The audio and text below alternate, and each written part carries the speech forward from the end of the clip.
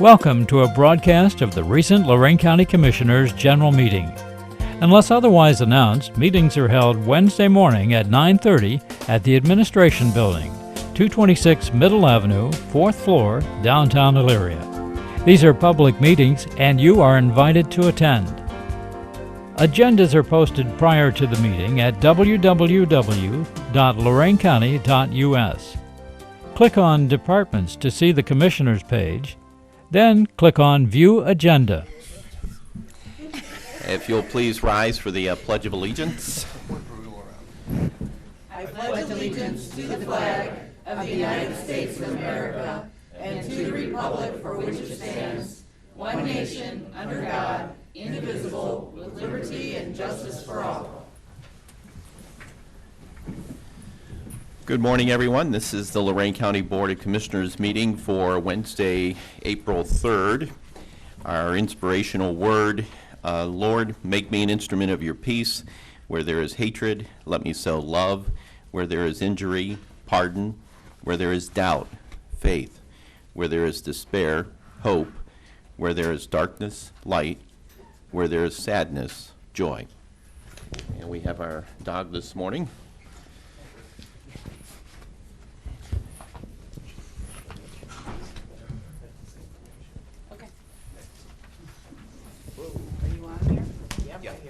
Good morning. This is kennel number 2.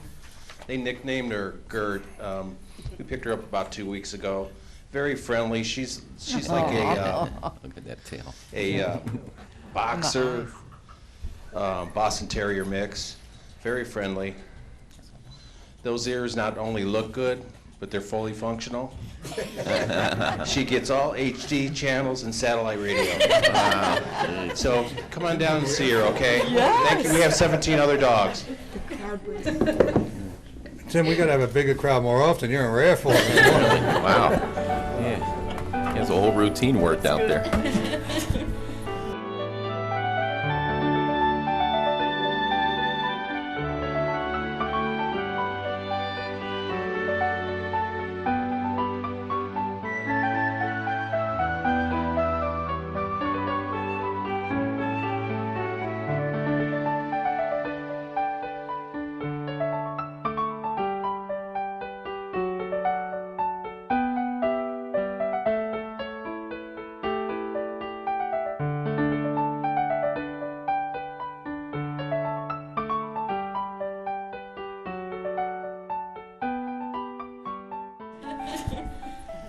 Madam Clerk? We have a proclamation for David K. Rood, State Commander, VFW, Department of Ohio. On his retirement. Good morning, State Commander. If you'd like to come up to one of the podiums, maybe the one that's closest over there to you. This board wanted to recognize you for your, not just the service to your country, which we thank you for, but your service to the state as the State Commander. We are very proud to have one of our own as the State Commander, and have known David for some time, always very active in the veterans community and in the community in general. But we have a proclamation for you here this morning. I'll just read portions of it. Whereas David earned his eligibility in the VFW while serving in the United States Navy from April 1966 to January 1970. He obtained the rank of Aviation Ordnanceman, 2nd class, and made 3 cruises to Vietnam. Also earned the Navy Unit Commendation with 2 Bronze Stars, National Defense Service Medal, Armed Forces Expeditionary Medal, Vietnam Service Medal with 1 Silver and 1 Bronze Campaign Star, the Vietnam Cross of Gallantry, and Republic of Vietnam Campaign Medal. You were also appointed National Deputy Chief of Staff 2 times and served on the National Resolutions Committee twice. You're a founding member of the Honor Flight Cleveland in 2007. Boy, what a great operation that is. You've also been very involved in the community as a leader, camp host, and leader trainer of Girl Scouts of Northeast Ohio Council for 25 years and a life member. You also served as a Boy Scout leader for the past 30 years. You're a member of the Ohio VFW Past Commanders Association, a life member of the VFW National Home for Children, Military Order, and a delegate to the Elyria Council of Veterans. Now therefore be it resolved by the Lorain County Board of Commissioners, our county is very proud to have one of its own serving as state commander. We hereby honor David K. Rood for his commitment, service, and unfailing dedication. This signed by all three of the commissioners. If you'd like to say a few words just about the experience, I follow you on Facebook, and I think you've been to pretty much every county in the state, it seems like. I believe I have. I think I've hit all 88 of them, at least driving through, if not stopping and visiting people. It's been, it's a year's term of office, and I'll be up, it'll end in June, middle of June. But it's been a great year so far. I've really enjoyed traveling, meeting other people, helping them with their issues in their locations, and basically serving the veteran population in our entire state. I've been able to meet a whole lot of interesting people, people that are, believe it or not, after listening to all that you've just read, people doing a lot more than I ever have and ever will. It's just, this state is full of amazing people, and it's been a pleasure, it's been an honor, and I will not ever forget this entire year, and I appreciate what you've been doing for the veterans also, Matt. I know you've probably been to our post more often than I have over the years. Every time we have anything and you get a letter, you're there, and we appreciate that very much. We cannot survive in a community without the support of the community and its leaders, and we do appreciate everything that you do for us. Oh, well, thank you. It's a good group of folks over there, and and I always talk about how all the members have served their country, and then they come back to the community and they continue to serve. And then the outreach that a lot of the members do to the new military families who are going through the new military experience and having loved ones away and sometimes needing help and assistance on things. And I know VFW 1079, that's the largest VFW post in the state, right? Is it still the largest? Yes, it is. At this point, it still is. We have a couple that are trying to take us away from that lofty position, but haven't yet. So. Okay, but I know the post just does a great job for the community, and we appreciate all that you do. And I see a lot of your colleagues here today who are very appreciative, and we support them and thank them for everything they do for the community as well. So we'd like to come down and. Were you on an aircraft carrier in Vietnam? I'm sorry? Aircraft carrier service? Yes, I was. Which one? The first two cruises were, first cruise was on the Kitty Hawk, second on the America, and the third on the Kitty Hawk again. I was on the Forrestal. So when were you on the Forrestal? Right after Vietnam. I did 2 tours on the Forrestal. Okay. Right. But I know the Kitty Hawk well. So yeah, congratulations on serving there. It's a dangerous time, dangerous place. It was not on the Forrestal when she imploded in Vietnam. So, but it was up on the flight deck was a very, very dangerous place. Congratulations on picking. Not every service is great, but the Navy's the best. Here we go. I knew that was coming. I agree. The flight deck is the greatest place ships of steel and men of steel. So you said to get that in there. Got to get that in there. Absolutely. Well, we're going to come down and present this to you, Commander.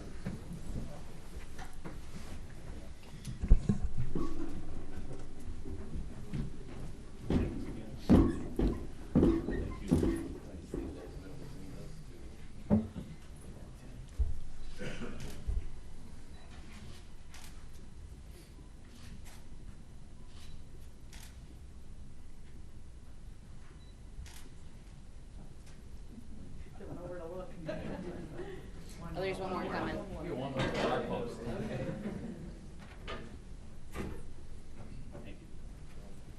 Congratulations. You appreciate work. We know you will.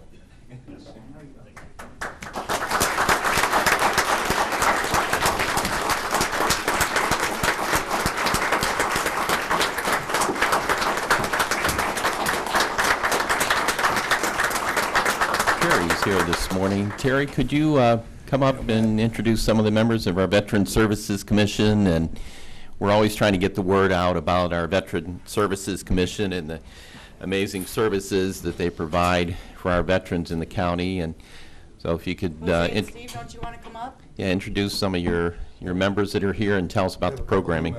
Right. Oh, new members, right. Yeah, we've got a new member too, which I'll introduce. Thank you for having me come up. I'm Terry Stone. I'm the director of the Veterans Service Commission here in the county. We have some of our commissioners here with us today. I'd like them to at least stand up or come up front here so I can introduce them. I've never known these guys to be shy. Come on now. Especially Bancic and Jose, yeah. Jose had a special outfit on this last weekend, too. Yeah. Oh, you saw the Facebook page? Yeah. Yes. I saw that. The young gentleman here that looks like he came from Homerville, Mr. Jose Torres. He's our current president of the Veterans Service Commission Board. And pretty soon he'll be in the same position that Dave Rood is right now. Hopefully. In a few years. Yeah. Next is Mr. Steve Bancic. He's our, Jose is with the Purple Heart. He's our Purple Heart Commissioner. Mr. Steve Bancic is our AMVETS Veteran Service Commissioner from Lorain. A lot of you probably know him from his previous job as pain in the butt with the clerk of courts. Oh, my. Sam Wolf is our newest commissioner. Sam Batunis, who was our American Legion commissioner, resigned a year early before his term was up due to some health reasons. So in Judge Ewer's ultimate wisdom, he picked Mr. Sam Wolf from American Legion Post 12 as our new American Legion commissioner. And he's doing a good job. Any of these gentlemen are just a phone call away. If you don't have their numbers, you can call me. I'll give you their numbers. You can call our office anytime you have any issues or questions about veteran services in the county. We're constantly looking and striving to get more and more involved, do more and more for the veterans of the community. We have our transportation network. I'm sure you see the vans all over the county. We bought a couple extras this past year, so and quite a few drivers. We take all the veterans to their VA medical appointments, and the ones we can't handle, we contract through Life Care to do those for dialysis and stuff like that. Plus, our office also has financial assistance available to veterans that qualify, and we have our 4 service officers that are duly qualified to help veterans file claims with the VA for pension, compensation, wartime injuries, any of those other benefits that the Veterans Administration has available to veterans. That's what the veteran service officers in my office do, is help them through the paperwork and help them get that claim filed. Thank you very much, everybody. And if anybody needs any cards or anything, it looks like Jose's going to grab his and hand them out.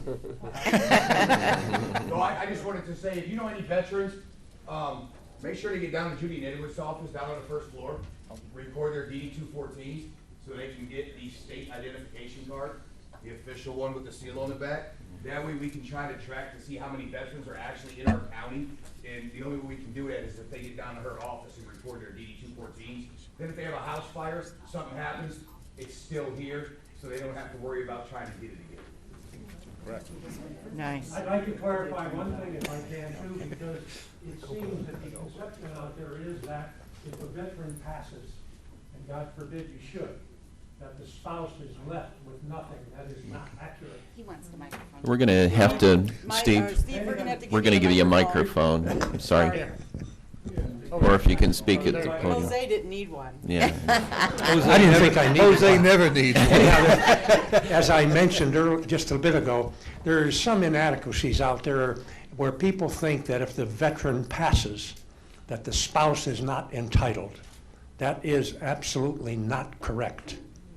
As long as that spouse meets the qualifications, continuing benefits are available.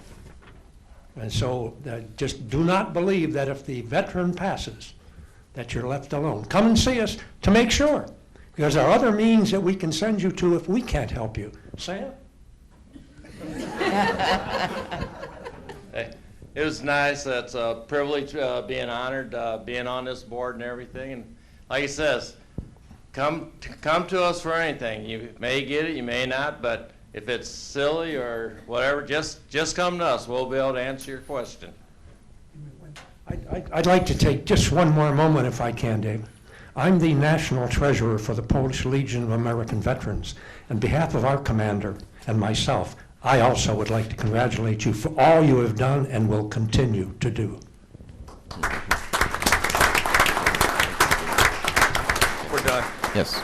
Remember, we're Lorain County Veteran Service Office. We are not the VA, so if you hear people bad-mouthing the VA, please tell them it's not our office. Thank you.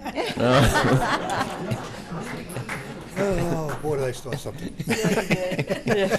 Thank you, all of you, for your service to our country and to our ongoing service to our community.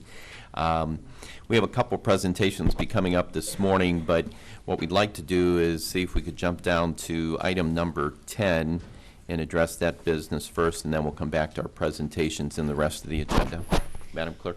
Expedited one annexation for 94.5349 acres of land in the Township of Carlisle to the Village of Grafton. Agent James R. White, petitioner for Kevin Flanagan.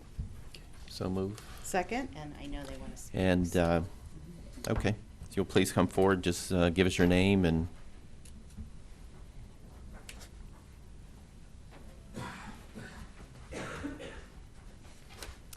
Hi, I'm J.R. White, attorney with the Favre Law Firm, and I'm here on behalf of KNG and its managing member, Kevin Flanagan. He sends his regrets that he had a prior engagement out of town.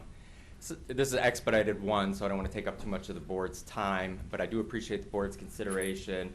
I'll tell you, your clerk is excellent, and Ms. Upton is a great resource and a credit to the county. I'd like to thank also the commissioner, the commissioners and engineer, Carney, and Mr. Ennis, who was helpful throughout this process as well. This was really a good example of two entities working together to achieve a result that made sense. So I'd like to thank the trustees of Township of Carlisle. I'm a resident there.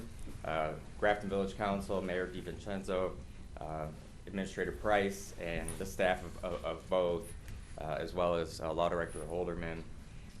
Made me proud to be a resident of Carlisle with a Grafton mailing address and a wife that teaches at Midview High School, so go Middies. I'd be remiss if I didn't say, make a brief comment about the fire in Grafton 2 days ago.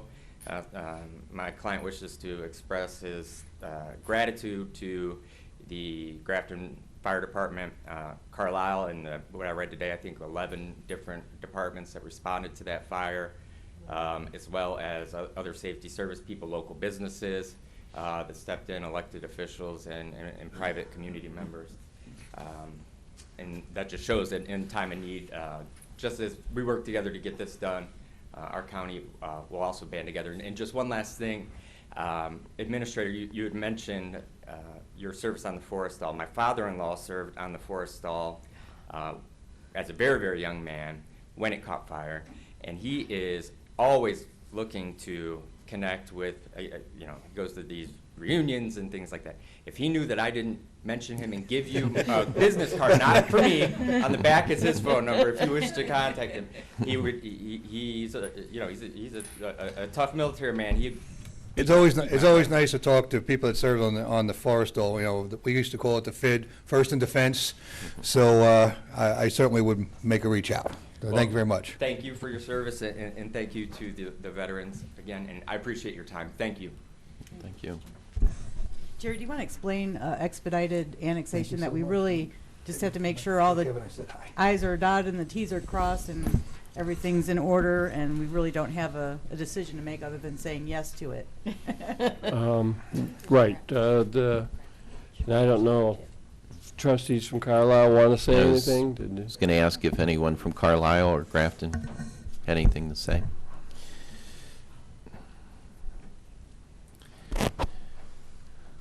Good morning. Good morning. Good morning. My name is Jared Smith. I'm a Carlisle Township trustee.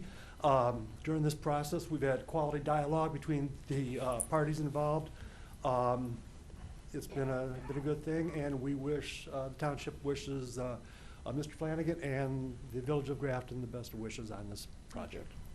Thank you. This is that property just north of Albercourt, right? It's actually south. South of Albercourt? Yeah. Yeah, I'm sorry. you can go to sea and navigate, but I can't get it right. It is South Arborcourt, so it's contiguous to the development they've already done Correct. on the other side there? Correct. Yeah, because it makes perfect sense. It's so nice to see people getting along over there. Because we got the sewers down Arborcourt, but we don't have anything south there to finish that development south of Arborcourt. Yeah, again, the project makes sense, and we're a supporter of it. Okay, thank you.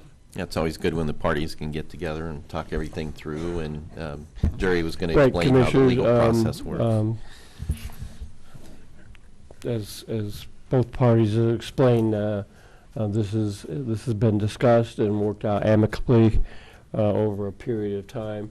And when you do have this annexation agreement, we really don't even have to have a hearing. But for public information, this board likes to have some kind of presentation so people know what's going on. But as long as the paperwork is done correctly, there is an agreement, and the engineer checks over the map and so forth, then it is just mandatory of the Board of Commissioners to go ahead and improve it. And again, I think all the parties recognize that this is something that will eventually benefit both communities. And there is a methodology in which, over a period of years, taxes are still paid to Carlisle to reimburse them for the loss. So. Good. Well, it's refreshing, because normally these types of decisions, annexations, don't go so smoothly, but it's always nice when the leaders in the communities can work it out and everybody can come together on terms, and these are the type of annexations we wish we had all the time, right? That's right. Call the roll. Mr. Lundy. Aye. Ms. Kowski. Aye. Ms. Sueda. Aye. And now, if we could, Madam Clerk, I'd like to go to presentations. Soil and water. Okay. Will Schlechter. Okay. Ernie here. Yeah. Good morning, gentlemen. Morning. Good morning. Before I get started, I'd really like to thank all the veterans here, all the veterans.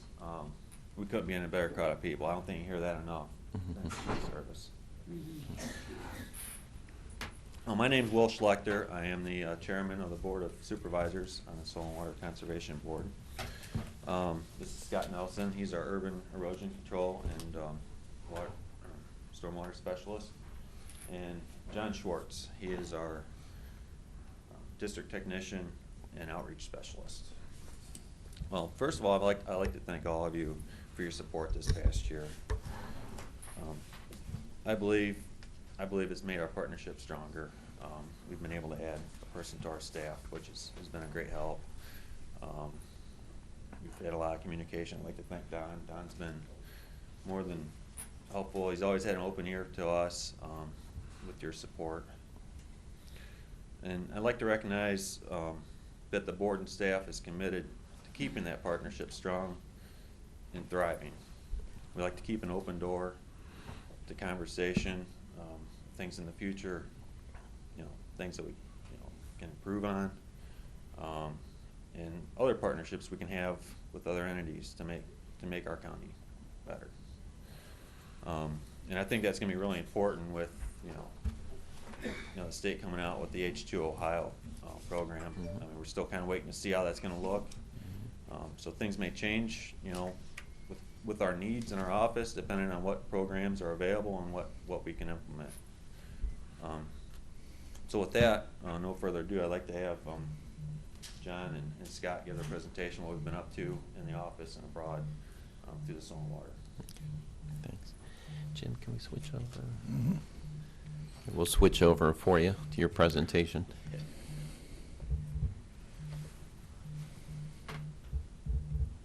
you go. Technology works. Occasionally. Good morning. Morning, everybody. Good morning. Morning. So like Will said, we're Lorraine Soil and Water. My name's Scott. I'm the Urban Erosion and Stormwater Specialist. I would just ask if you could maybe speak up just a little bit more. Or get closer to Or the closer to mic. the mic. Right. Okay. So So our mission statement is to provide leadership and technical assistance to help people conserve, maintain, and improve the natural resources located in Lorain County.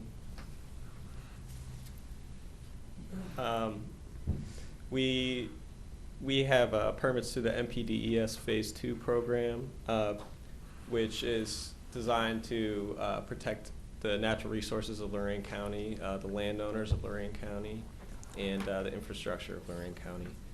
We do this by plan reviews, making sure that erosion and sediment controls are where they need to be, and then also through site inspections where we go out and make sure that they're all functioning correctly and that everything's looking good.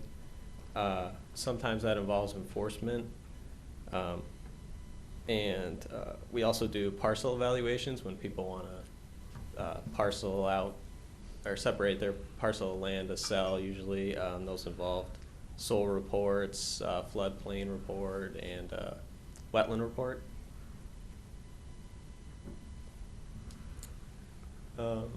So we have 103 active sites in 2018. Those involve construction or commercial properties, subdivisions, new homes, things like that. We had $9,000 in fees in 2018, and so far we've collected $4,000. It's projected to be around $13,000 if that trend continues. Also, as a resource, we provide soil reports just to help landowners make informed decisions. And those are also part of the parcel evaluations. We're excited. We're working on a new website right now to help make things a little easier and provide hopefully more resources to landowners and more information. Hopefully in the next couple of months we'll get that online. And then I'll hand it over to John. All right, good morning, everybody. I'm John Schwartz. I'm the District Tech and Outreach Specialist, so I'm going to talk a little bit about what I do for the district as well as the staff. So part of my duties are implementing the drainage program, and what that is, we provide landowner assistance to address stormwater management issues on their property. And then we offer suggestions such as installing a swale, a tile, things like that. Two common problems I come across are damaged drainage tile or a blocked outlet, as you can see up there. And the biggest problem I'm finding is the lack of a suitable outlet. At that point, landowners are only left with two things, that's percolation and evaporation. So far, since starting with the district, in September, the blue stars represent all the different cities and townships I've been able to service, and with spring coming up, I'm sure that map's gonna fill in real soon with the calls. We recently released a drainage guide for landowners, and what it does is it answers the question of why our ground's so wet in Lorain County. So it talks about our soils, legal issues with water management, as well as drainage recommendations. Another program I'm involved in is the APAT program, and it's administered through the Ohio Department of Agriculture, and it's implemented by Soil and Waters. This is set up basically to reduce soil erosion and the pollution of our streams, and my job is to go out and investigate these complaints. Most of the time it's just a neighbor who's complaining about a smell, but if there is an illicit discharge that can cause a fish kill, then the EPA or Division of Wildlife is contacted. Very similar to the APAT program is the Forestry Pollution Abatement Program, and we've recently got involved in this. And basically what this does is it protects waters of the state and also fosters this working relationship with the timber industry. So what landowners can do, they can file a timber harvest plan with our office to ensure that best management practices are put in place to reduce soil erosion. I have a background in forestry, so it's really good for me to be able to still take my past experience. Common violations is not installing water bars, failure to revegetate bare soil, and leaving large woody debris in streams. The picture up there, that shows a pole crossing that a logger had left in place, and ideally they're supposed to remove those and return the creek to its natural slope and grade. The district does hold conservation easements that are annually inspected, and this just ensures that they're abided by the contract and not any major land use changes. In our office is the Natural Resource Conservation Service, and they provide lots of different things for farmers and producers, such as funding for grass waterways, waste storage facilities. But I'm able to go out there with them and identify and address resource concerns. And what this does is allows me to talk to farmers, build a relationship. And oftentimes these calls are drainage related, which NRCS does not handle. All right, so switching directions, some of the outreach programs that we do. So one thing we do to kind of highlight the beauty and the benefit of Lorain County's largest trees, we do a big tree contest. Last year we highlighted the tulip poplar. James Clark from Grafton won. It was 140 inches in diameter. And this year we selected the eastern cottonwood, which I'm really excited because in Lorain County, poorly drained soils, cottonwoods grow really big. So we're excited to see all the entries for that. We have partnered with the Ohio Pollinator Habitat Initiative to collect and distribute milkweed pods. We collected over 175 gallons last year, which was a whole bunch, and distributed 175 seed packets. It's important because over the last 20 years, there's been an 80% decline in monarch butterfly populations, and that's mostly because milkweed is disappearing across the country. So it's our way of kind of giving back and hoping to restore those populations. I had the pleasure to present to a local Boy Scout group in attempts to help them get their Soil and Water Merit Badge. And part of the requirements was to learn about watersheds. So I talked to them about the Black River watershed, the Lake Erie watershed, the issues we're facing with sedimentation and siltation, in addition to harmful algae blooms. And then an activity I had for them was teaching them how to delineate a watershed based on a topo map, and that really enforces that, no matter where you're standing, there's a watershed beneath your feet, and it's our duty to kind of take care of that. Each year we conduct a spring and fall fish sale. Last spring was our best year yet, and basically we just provide an avenue for landowners to purchase, sport fish to stock their ponds, or white aimers for biological controls against, lots of vegetation. In order to promote, conservation and the planting of native species, we offer a seedling sale each year, and our 2019 sale is doing real well. We're pretty much sold out of everything, and I'm happy we were able to offer pawpaw this year, which is Ohio's state native fruit, and those just sold out real quick. So that was. What is it? Pawpaw. It's I think about 6 years ago it became our state fruit, and it's we sold out pretty much as soon as we listed this. One thing we do offer is the Joel Mcroberts Memorial Scholarship, and he was a district technician for 20 years at the office, and this is available to incoming freshmen and continuing education students that are involved in either a program for agriculture or natural resources. Each year, the district likes to highlight a cooperator year who goes above and beyond for conservation purposes. This year it was the Grove Family Farm, and the Grove family, they have integrated pest management, nutrient management plans, filter strips, cover crops. He really goes above and beyond. In addition, he's been involved with the district since he was very young, and he actually helps us store our seedlings before the sale. So yeah, he's done a lot for the district, and it was a pleasure to highlight. He was at last year's Breakfast with a Farmer, and he was talking about apples, and apples can last a year. Did you know that? I was like, That was amazing. I was so dumbfounded by that, like a year. Yeah, they last. I have had his apples in there. They're good. They're very good. So another thing the staff is involved in is participating in an Envirothon, and what this is a competition for high school students to basically show their knowledge in soil, wildlife, aquatic ecology, and different things like that. We had 3 schools last year participate: JVS, Wellington, and Keystone. And different counties take turns hosting this. And I think within the next few years, Lorain County is going to be hosting, and Scott and I are really, excited to be involved in that. So. Also, the National Association of Conservation Districts, this is a nationwide outreach effort. They select a different stewardships theme each year, and students kindergarten through 12th grade essentially make posters, based on that. Watersheds, Our Water in Our Home was last year's theme, and we just reach out to schools and try to get as much involvement in that as we can. We do have a barn at the Lorain County Fair where we facilitate, vegetable and silage judging. There is a vegetable critter contest for kids where essentially they make these cool things out of different vegetables. And also we host many different partner agencies in there, such as Division of Wildlife, OSU Extension, and the Natural Resource Conservation Service. So it's a great opportunity for us to meet lots of residents in Lorain County in a short amount of time. Scott and I have become more involved in the NEOPIPE program, and that's the public education, public involvement. We distribute materials such as the rain garden manual for landowners, and that's a quick and easy way for them to basically, address stormwater on their property.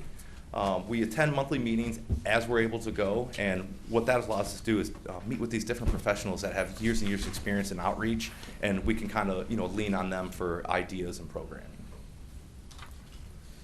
We had the pleasure of hosting Dorothy Planda. She is the new ODA director, and this was at Wellington Reservation. This was in conjunction with Huron and Erie County, in addition to the Farm Bureau. So this provided landowners an opportunity to express their concerns and also, kind of get her plan that what she's going to do while serving as the director. I served with her in the legislature, and she's just a great lady.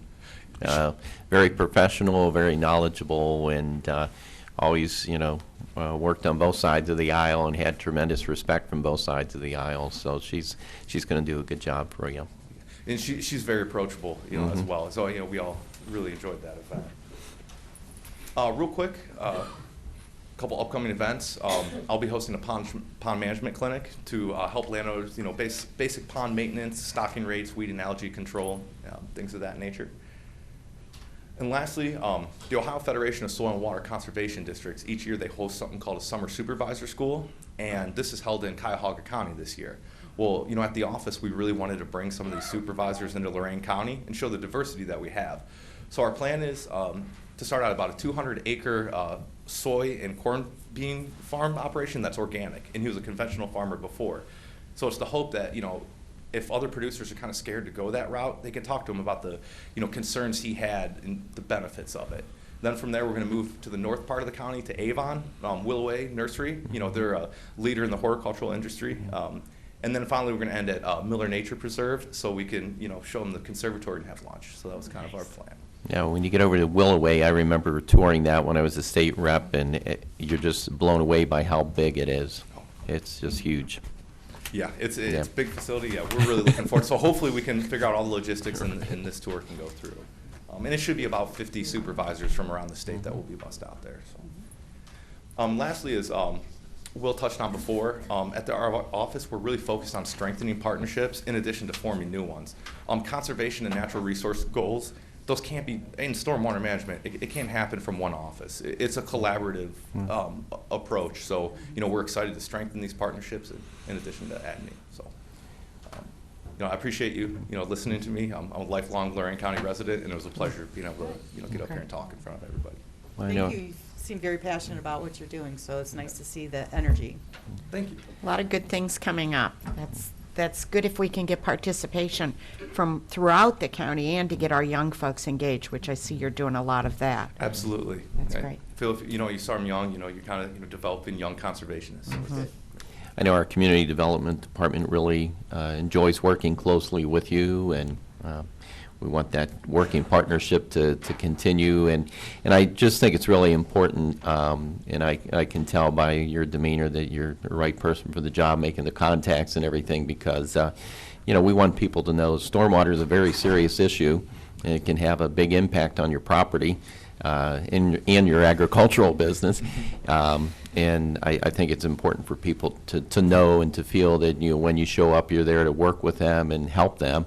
You're not there to be the big bad government, that you're actually there to work with them and help them. And because it's so important, it all leads to the tributaries and eventually makes its way to the lake, and we've got to do everything we can to keep our lake healthy. Absolutely. If I wanted to learn more about the rain garden, can I just go to your website and? Yes, Okay. absolutely. And if you want one of those, those manuals are expensive, so we hold them kind of close, but we can absolutely get one to you if you'd like to. Thank you. All right. Yeah, thank you. Thank you. Thank you, John and Scott. As you can see, our office it's been an exciting year, and it's all because your support. And we really look forward to the future. It's been a big turnaround. I mean, 5 years ago was it was kind of bleak, but we're really excited. I'm glad I stuck it out. Yeah, me too. Good work. Thank you. Exactly. Do you guys have any further questions or comments or anything? I know that you've made a request, Chair, that we'll need to review and consider by the end of the month. What was the request? We requested $95,000, the same as last year, and then from the state. Commissioner, I can tell you that for some reason we did not transfer stormwater money into the general fund last year. Yeah, I'm just looking over excuse me, give me a second here. I try to multitask myself right out of. Yeah. How much? This the page here, Jim. I got it. I got it. You got it? First, I want to congratulate you folks for buying that land last year and investing in your own sustainability. I know that was your reserve funds. You took a big leap purchasing additional farmland, so you had income.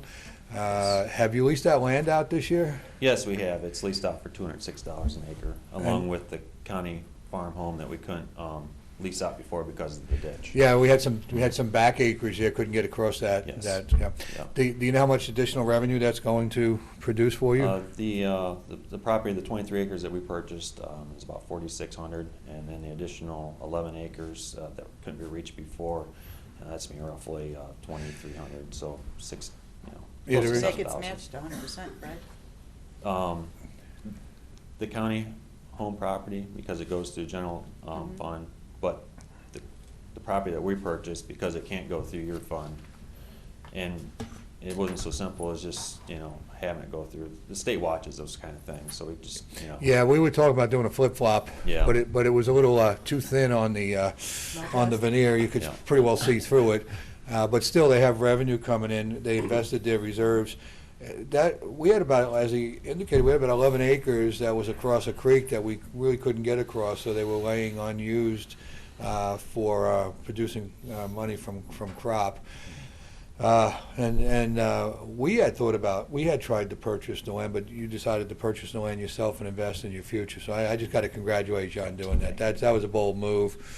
So they have a little additional revenue there. If we pull the money from the stormwater district forward from last year, and then add additional money from the stormwater this year, I think we're only talking about another $35,000 from the general fund. I don't see how that's not. Yeah, they're doing our NPDS, so. And I know these guys got May. May's coming up pretty quick, which you match with the state. April 30th is the last day. Yeah, and I bet you last year the fees were about 11.5. We're estimating 17.5. So I think we're going to see about an extra 6,000 in fees. So that brings it down to about 29,000 because the fees go into the general fund. Right. Scott's been pretty aggressive out there with these guys out in the field. He looks a little quiet over there, but he's manhandling them out there. so you're doing a good job, Scott. I know you're still new and learning the way around out there. So I just think if you want, I think we can do this. Okay. Well, I can certainly. We have to have it on the agenda next week, or make sure that. Yeah, but if you just tell me what you want, I can just put it all together and bring it to you if you like that scenario. Okay. Well, the request is for the 95. So it'll be 30, 30, and 35? Right. Good? Okay. Sounds good. Yes, thank you. This way we don't have to come back in May and push that. Every year we 2 days for the state. Right. I don't want to do that So this you year. just wanna make a motion now? Yeah. I'll make that. I'll make that motion. I'll second. Any further discussion? Mr. Lundy. Aye. Ms. Kowski? Aye. Ms. Sueda? Aye. Okay. There you go. Love working with you guys. Keep up the Thanks. good work. Thank you, Hey, gentlemen. Thank you very much. Yeah, it's been a joy and pleasure. Thank you. And, to mention that property, I mean, that really fit the bill for what I was looking for, because I just didn't want something to get a return out of it, because that money was there. Yeah, what were you getting, like 0.01% interest or something like that? Yeah, right, yeah. Anemic. Yeah, so thank you very much. Thank you. And Thank enjoy you. the day. It's Good job. beautiful out there. Thank you. Thank you.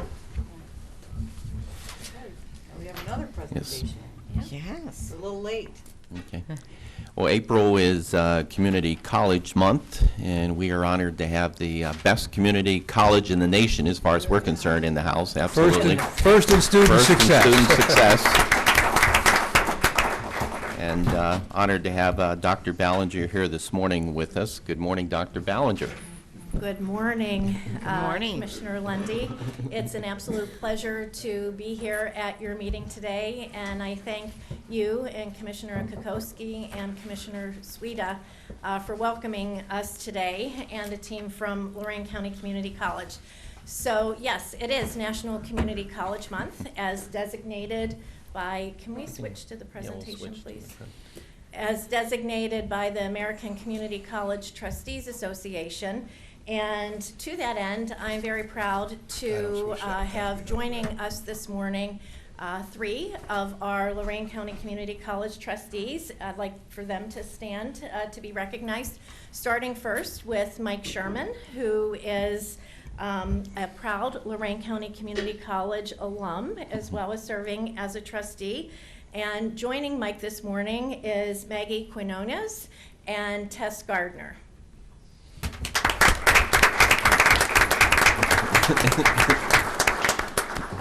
And in addition to that, I have students who will be joining me today. Is there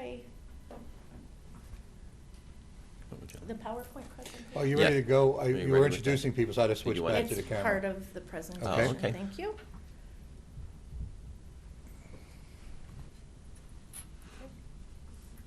Thank you.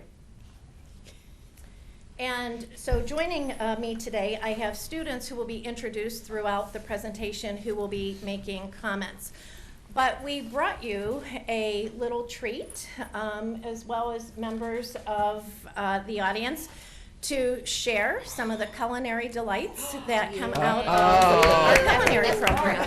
So in recognition of Community College Month, Jen Judkins is passing out Community College Month cookies that have been prepared especially for everyone this morning. Knew there was a good So as she is passing those out and you're enjoying those, I would be remiss if I did not highlight and invite the community to our Sage and Seed restaurant, which is the culinary restaurant within the Norton Culinary Center. And it is open Tuesday and Wednesday evenings from 5:30 until 7:30. And the food is prepared by our culinary students, and it's part of their capstone class this spring semester. So you're all welcome to come there to tempt your palates. So I am just so proud of the students at Lorain County Community College and their accomplishments. And when we look at the students and the cost of attendance, we're proud that Lorain County Community College continues to be one of the lowest tuitions in the state of Ohio. Despite that, oftentimes it is very challenging with costs and additional barriers as students attend college. So scholarships have been extremely important to getting students to that finish line. In fact, 77% of the students who attend LCCC are on some form of financial assistance. So the scholarships really make a tremendous impact, not only in terms of the students and their future, but the community's vitality overall. So I would like to thank you, Lorain County Commissioners, for the scholarship support that you have provided to our students through two different scholarships. One is the sustainability and environment. In fact, it connects very much to the previous conversation that we just had, or presentation. And the second one is one that's directly related to the workforce needs of our community through health and safety. The Health and Safety Scholarship is the newest one that you have established, and that benefits students who are enrolled in our criminal justice and or addiction counseling programs. And as we have all as a community united together around how do we combat the opioid epidemic, Lorain County Community College, thanks to your scholarship, has been training students to earn certification in a short-term certificate that was developed in collaboration with LACADA. And that program leads to an Associate of Applied Science in Human Services. It's 11 terms, and it includes 300 hours of practicum. So the students are actually out in the field then working to really address those individuals who are in recovery. So, and the scholarship that you created also supports our criminal justice program as well as our police academy program. I'm pleased today to introduce, and I'd like her to just stand, our dean of our Social Science and Human Services Division, which houses all of these programs, Dr. Denise Douglas from Avon. Denise, thank you. And joining her I am delighted to introduce to you one of our graduating students for this spring semester, Mr. Noah Entenach, who is a graduate of Avon High School. Noah, if you could please stand. And he is in his second year. He will be graduating in May with his degree in criminal justice. And his plan is to continue on through our university partnership with Youngstown State University that has the bachelor's degree on our campus in law enforcement. And Noah's goal is to follow in the footsteps of his dad, who is a police officer. So thank you, Noah. And now I would like to share a little bit of a background about Lorain County Community College. Many of you know so much about LCCC, particularly our Commissioner President, Mr. Lundy, who is a graduate of Lorain County Community College. Proud graduate. Proud graduate of Lorain County Community College. As I'm sure others in our audience, can I just ask who may have attended Lorain County Community College? There you go. That's fabulous. Wonderful testimonial to the strength of your community college, which was the first community college in the state of Ohio. And that was driven by the residents of this community back in 1963 to develop Ohio's first community college. And that was for the needs of this community, of the residents, and of the employers located here. We have had 89% of our graduates live and work in this region. And the others who don't, it's typically because they have moved or no longer are working and are retired. We have about 10,000 students a year that go through workforce and customized training. At the associate degree level, we have 10,000 students and then another 3,000 students within our university partnership. And as Commissioner Lundy said when he introduced our presentation, we have been designated or recognized by the American Association of Community Colleges this past year as being the #1 community college in the United States for student success. So we're very proud.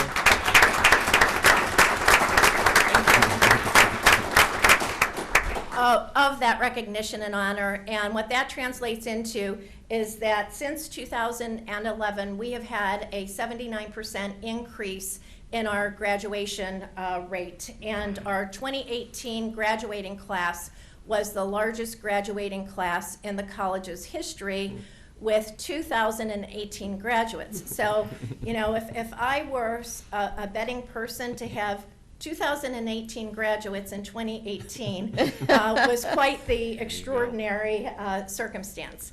So I would like to highlight now, and I will have several students joining me, some of the programs that are making such an extraordinary difference. And the first one that I'm going to start with is called SAIL, which is an acronym for Students Accelerating in Learning.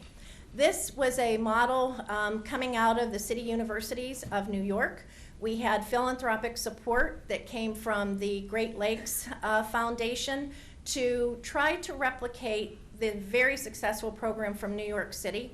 3 colleges in Ohio were chosen for this several years ago, LCCC being one of those 3. And the intent of this program was to improve upon graduation rate by wrapping around intensive services for those students, as well as books and tutoring, and that was mandatory, and gift card or food cards and transportation. Again, addressing the barriers associated with it. So we have performed in the same way as New York with a 43% graduation within 3 years. And that has just been an extraordinary result. So I'm proud to introduce to you today, and I'll ask him to join me, Mr. Kenneth Glenn. Kenny is a lifelong Elyria resident. He completed the SAIL program. He served in the military for part of his career, And then he came back home and was a steel worker. Following that and the challenges associated with the dislocation, he then was an individual who had great service through the Lorain County Ohio Means Jobs, and from that began his journey at Lorain County Community College. So I'd like for Ken to share with you his story. Thank you, and good morning. Good morning. Good morning. It's a true honor to be here in front of my fellow citizens and the commissioners. I'm Kenneth Glenn. I am born and raised right here in Elyria, Ohio. I am from the south side of Elyria. As a little guy, I was raised in Riverside Homes Project. I don't know if anybody know where Riverside Homes is at. As a teenager, I grew up in South Maple Street.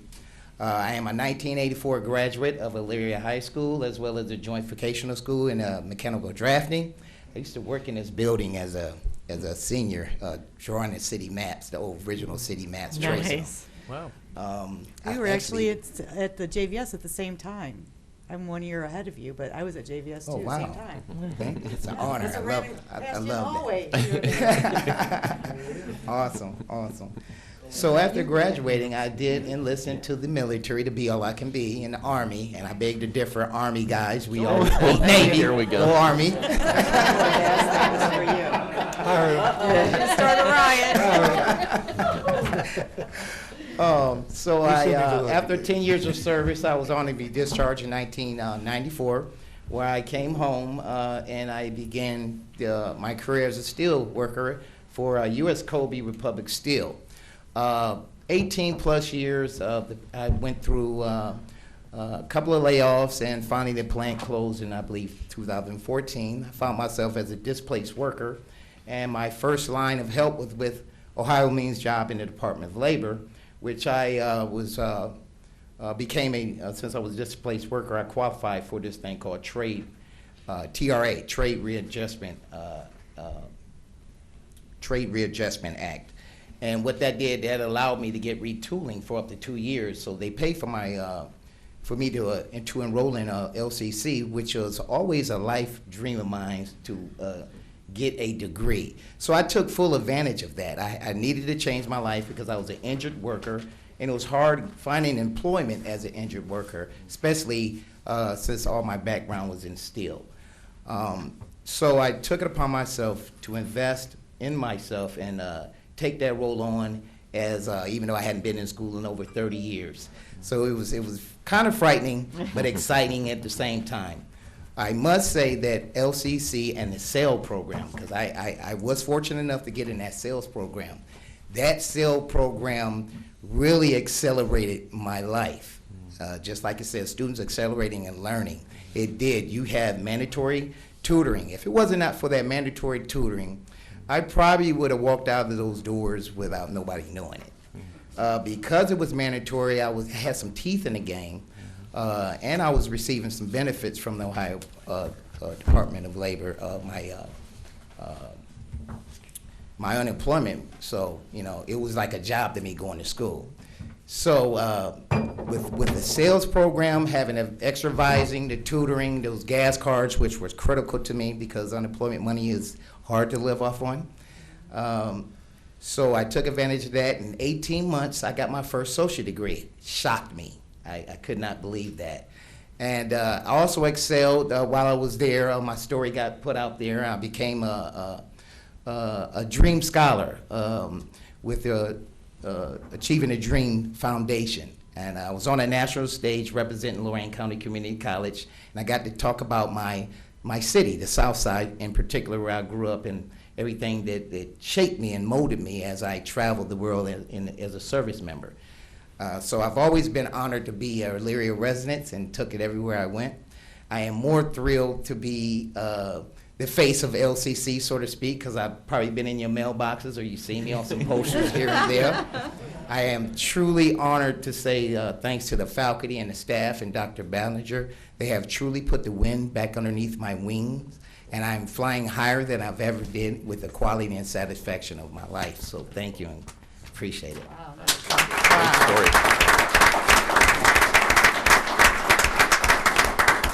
And you have a great spokesman. Yes. And Kenny. He is a wonderful spokesman. And I would be remiss if I did not thank you in terms of the wonderful support that we have had working with Barb Tamas, the Director of Jobs and Family Services here in Lorain County. And the partnership really gave us the ability to look across systems and agencies from a statewide perspective, because it's both the Ohio Department of Jobs and Family Services as well as the Department of Higher Education. So we were able to really look at the characteristics of students that were also TANF eligible to see how we could leverage the funds together. But a breakthrough that is now in front of the state, and it was incorporated into Governor DeWine's budget proposal, which was put forward by Chancellor Gardner, is how can we create, from a statewide perspective, the expansion of SNAP ENT. SNAP ENT being the assistance of a lower income level, which is essentially food stamps. The ENT is the education and training. The state has authorization to do that so that individuals who qualify for SNAP could in fact be part of this program. And so it's a matter right now of the state putting the plan together that would give that authorization. It happens in many other states throughout the country. So we were very delighted to see that incorporated into the proposed budget. And again, it would not require new funds to serve students with this. It would be for those who already qualify, utilizing education and training as a part of that. So we hope to be able to expand this program even further, working back with the county and with the state. The other major accomplishment, in addition to being named the best community college in the country this past year, is that, thank you, is that your community college became the first community college in the state of Ohio to now be authorized to deliver our own applied bachelor's degree. So not only are we the first community college, we're now the first community college to have that authorization. And our first applied bachelor's degree is in the area of micro-electro-mechanical systems, MEMS. And as difficult as that may be to say, this is one of the not only jobs of today, but it's where our economy is going. This is about sensors, it's about the industrial Internet of Things. And one of the individuals who is a student of LCCC, Sherry Washington, I'm gonna ask Sherry to join me.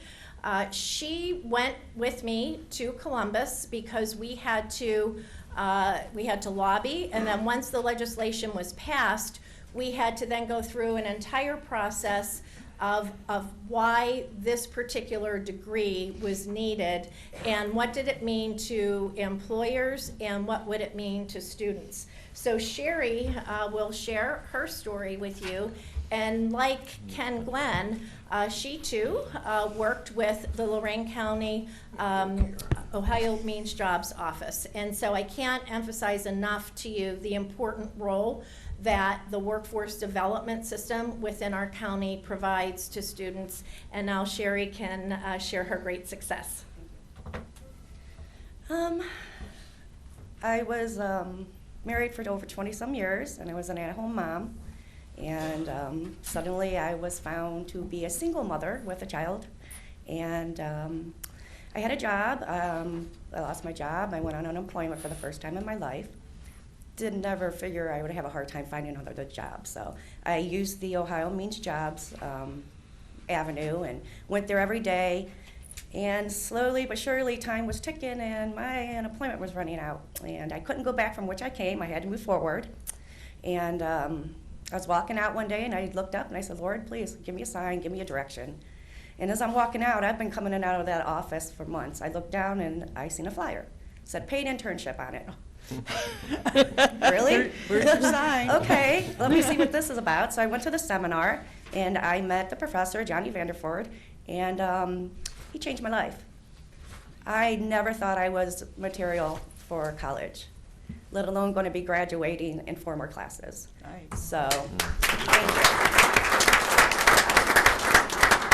The college has not only supported me, but my daughter is also now attending there as an early college Great.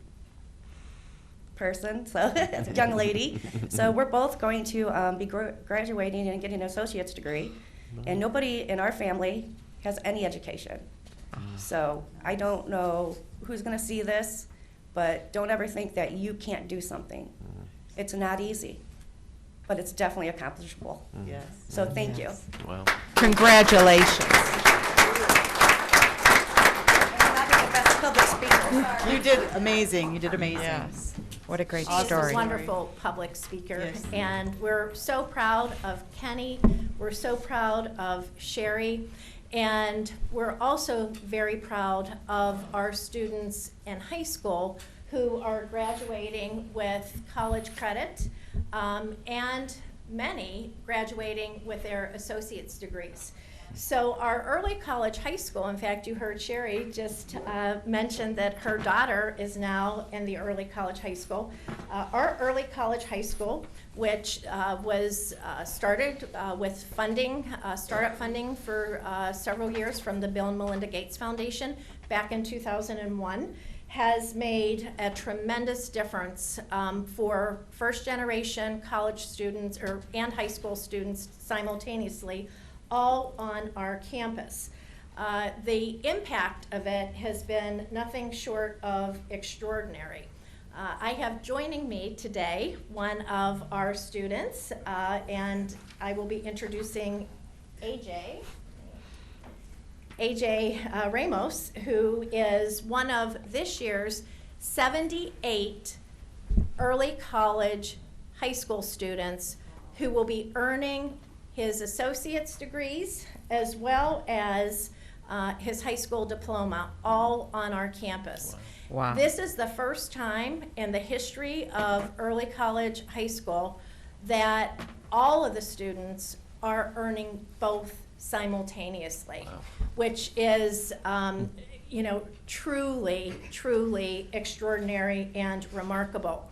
Our early college students, in terms of the Ohio graduation tests, their scores outperform the rest of the community. And the students, again, are first generation. They've made a commitment that this is what they want to do. And students like AJ certainly exemplify that. He's going to be continuing on after graduation, hopefully through our university partnership. And we were just chatting a little earlier about the University of Toledo because he's interested in artificial intelligence and computer science. So AJ, if you could share your story, would love to hear it. Thank you. How's it going, everybody? Good. Good morning. Good morning. So my name is AJ, as she said. I'm an early college student right now, senior. I will be graduating May 18th with my Associates of Science and Associates of Arts. Awesome. Also with an honors diploma from my high school. I completed all of that, all those requirements. So early college in LC is a really interesting experience for me. It gave me the education I wouldn't have been able to afford otherwise, because my father, my mother, my mom works at CBS and my dad is a steel worker. He's one of the very few steel workers left in the plant. He is the grievance chairman, and he is still negotiating contracts to this day to get everybody back working. So he's working long hours. Everybody's working long hours at my house, so my job is my education.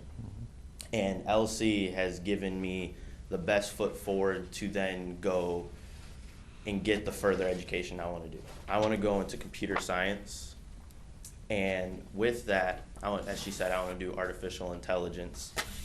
And I wanted to talk a little bit about what I've done with my computer science. So I'm sort of self-taught. I've taught myself a little bit. And something I like to talk about is computers. I love computers, and people, I build computers for people. I've done that. I do custom builds. I do water-cooled builds. A lot of cool things. I do it for people that, I'm like Best Buy's Geek Squad, if you can think of it that way. But there's one person at LC that I'd like to thank for all of my success. Her name is Pamela Pastor. She is a student success coach in the early college program, and like most people, I'm my biggest critic, and half of the time I'm the reason I don't succeed is because I beat myself up. And she's the person that has kept me going. She's the person that's told me, hey, you need to reevaluate the situation and continue pushing forward. There's so many times I wanted to give up because it's not easy. Early college is not easy, contrary to belief. Everybody says it's easy. It's really not easy. And she's the reason that I've been able to continue my education. I tutor people now. With math. Math is my thing. So other seniors, juniors, sophomore, freshmen, I tutor them with math. And LC has given me the opportunity to continue with my education, as I said, but I have a sister that is special needs, and she's never going to be able to live on her own. She's going to need a caretaker. And because of LC, I'm going to be able to get the best foundation for her to continue and live a normal life, because I'm going to be able to get the education to get the job that could in turn help her. So I think of my education as help for my sister. So, wow. Thank you. Wow.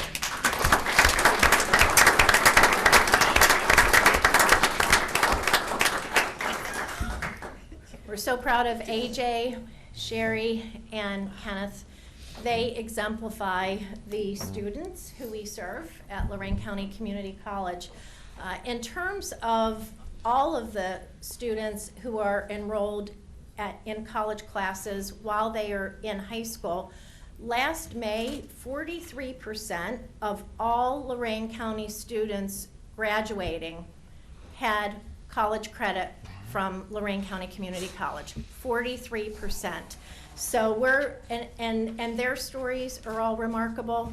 And what we know is that we are changing lives, and we are changing futures, and we are changing this county's future by creating a more educated community, workforce, employers will be more competitive, and the lives of all of the families, most importantly, will be enriched by that. And that equates to, by the way, the 43% of students graduating with that, as well as others who have college credit.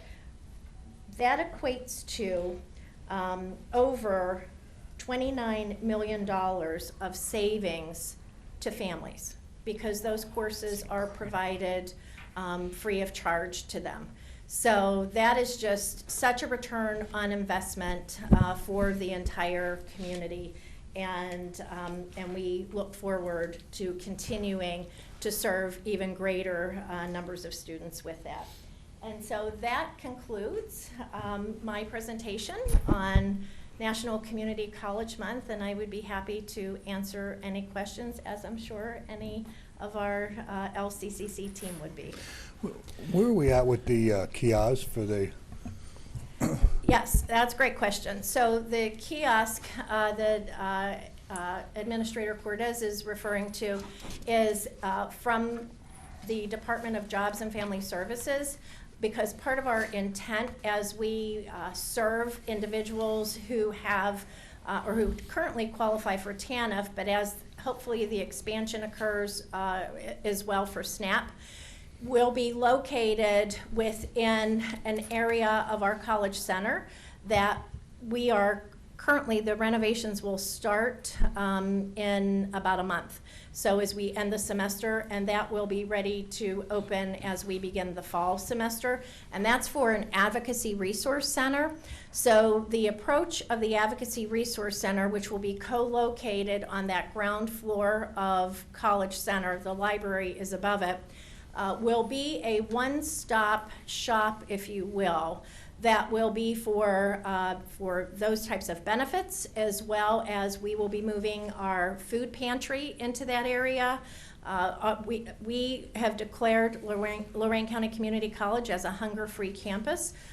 Food insecurity has been a major barrier for many students. The most recent survey of our students indicated that more than 60% of them have had food insecurity over the past 30 days. So our food pantry, which we've had now for several years, we will move into this area. We are taking our Women's Link program, which we have had now for over 20 years, and that is the service that we provide for students to then connect with all of the various resources within the community. So our staff from the Women's Link program will actually be located then in the ARC to provide those services. And then the kiosk will be located within that main area. The Commissioner says, you remember from our tour of Job and Family Services, the kiosk area in the lobby, in having conversations, and actually with Ms. Tamas, Tracy Green, and Dr. Ballinger out at the college, there's somewhat of a barrier to people that may qualify for SNAP coming to the center at Job and Family Services. So it was thought bringing the center to them and seeing if they could qualify for SNAP benefits would really greatly enhance their ability to continue their educational pursuits. There's a lot of people going hungry still out there trying to get their education. The only thing was we needed a secure area, and we've struggled with that secure area for that kiosk installation. So I'm glad to hear it's going to be for the fall semester, because we've been looking forward to that. And I met with Bob on the SNAP issue with the state. It looks like there's going to be some clear lines of resolution with that shortly, and that has to do with some they used to take other additional income resources into consideration that they're going to now come off the table for additional benefits. So I hope the state's moving more quickly in that direction so that we can get at least SNAP benefits. And for people who don't understand that, that's more food for people. They put all these names on things, but it's about feeding people. It's not about giving them housing. It's not about, it's about giving them a meal and ensuring that they have some food to eat. And also, during the presentation, you referenced a few of your students, and bless them all for what they're doing. Ohio Means Jobs. I will say that that's your department. Workforce Development is more commonly known as around the vernacular. Mike Longo and company, the whole department works for you. They work in conjunction with the college real closely. We have a lot of money. We have a lot of good people over there. We have a lot of good partnerships with the college, the JVS. We're constantly trying to help people with a hand up. Most people don't want a handout. They want a hand up. That's all they really need. That's all they really want. So I got to put a plug in to come out there to Ohio Means Jobs. We also have a boatload of services to provide for folks, young and old. We serve about 15% of our population we serve are veterans, and we have very special veterans programs over there. So we work closely with the Veteran Services. We serve everything from non-GED people all the way through master's degree folks for retraining. So I got to get all plugs in too. Sorry, Dr. Ballinger, but please come on out, because it's the mosaic of services that allow somebody to achieve success. It's the partnerships, the collaborations that we're able to put together in our community, and they're strong, and they're getting stronger every day. Yeah. Thank you. Didn't mean to piggyback, but I wanted to get out there. The students that came up to speak today, you didn't see Dr. Ballinger behind you, but she looked like a proud mother back there, just like beaming with pride for all of you. It's very nice to see how proud you are of your students, Dr. Ballinger. You know, that's what we're all about at the end of the day. It is all about students. They are our focal point. They are the center of it all. And I truly believe that every student's dream matters. We can look at statistics, but the reality is it's every student, it's every story behind every statistic. Yeah. And I will share with you that, in fact, I just met AJ for the first time a week or so ago. Kenny and Sherry, I've known for the past couple of years. I met AJ along with other students who we hosted when we had the president of the Bill and Melinda Gates Foundation on campus with a team for an entire day. In preparation, he will be our commencement speaker, Mr. Alan Golston, on May 18th. And so we had a surprise call from the Gates Foundation a couple weeks ahead of time to say he really wants to come spend a day on our campus, meeting with our students, feeling what has really led to the success that we've achieved and our recognition as being first in the country for student success. And then we spent time going out to our learning center in Lorain as well. And the pride that you heard today demonstrated by our students was truly remarkable throughout the entire day, everything unscripted, to hear what the college means to them. So when I think back to the vision that the residents of Lorain County had in 1963 when the college was created, was truly one of charting the future of not only higher education, but changing the lives over decades and decades. Yeah. So thank you for the opportunity to come here today. Mm-hmm. If I could congratulate you, Dr. Ballinger, I think your energy, your leadership, your broad vision is why we have those extraordinary results. And I want to let AJ know I'll be there for your commencement address because I have a granddaughter in that class who will be graduating. Wonderful. Mm-hmm. Cool. So thank you. Thank you. Commencement is one of the best times out there. There's nothing like seeing those people prance across that stage.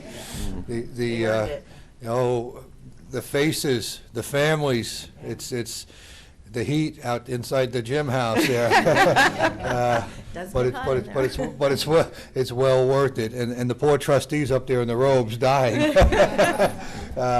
But that is the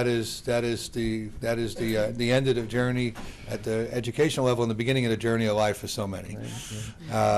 I know we wanted to talk about the scholarships a little bit. We're definitely going to have a discussion about that. I just want to add that, for the viewers at home, they should give themselves a pat on the back, too, because it's through the community support that these success stories are possible. And I can't stress enough how critical it is for our county to support our community college and to continue to support our community college because it's these success stories that we're making possible. The challenges of a community college student are great, and many of them are helping to support the family at home. Many of them are working multiple jobs. I know I was working 3 jobs, I think, when I was going to the community college. And it's important to have those mentors and the guidance and the instructors that work closely with you. Also, I know that I just want to brag a little bit about the community college when it became the first to be able to offer a 4-year degree. I understand in Columbus, from my sources down there, that it was a dynamic presentation, and I just want you to know that our community college went in and had to make a strong presentation to be able to offer a 4-year degree. And you have to be able to demonstrate that this is something not offered by a 4-year college. And but when it came to presentation time and presenting the technology, basically a competing entity, we'll say, was holding something in their hand, and we were able to tell them that basically it was on the end of a fingertip and something you had to look at through a microscope. So, yeah, exactly, not real big. But and it just goes to show how far advanced we are with this community college, and it is just an amazing honor to be able to receive that designation for a 4-year degree at a community college. We were talking earlier about the success stories and also the scholarship programs that the Board of Commissioners and through the county have been supporting. 2 scholarships, the Lorain County Be Green Scholarship, and then also the Lorain County Health and Safety Scholarships. And we've been reviewing these numbers and looking at where we're at with fund balances And I know that we've had some individual conversations with the administrator about it and reviewing this, and I know this board is very interested in making a greater investment, in our students so that we can have more of these success stories. And as we look at the programs, you also have to have some reasonable funding in there to be able to help students as much as possible, and we'd like to raise these levels. We were looking at, and Jim, you can correct me at any time if I'm off course here, but I think we were looking at an additional $75,000 for the B. Green Scholarship, and I believe another $50,000 for the Lorain County Health and Safety Scholarship. Oh, thank you so much. And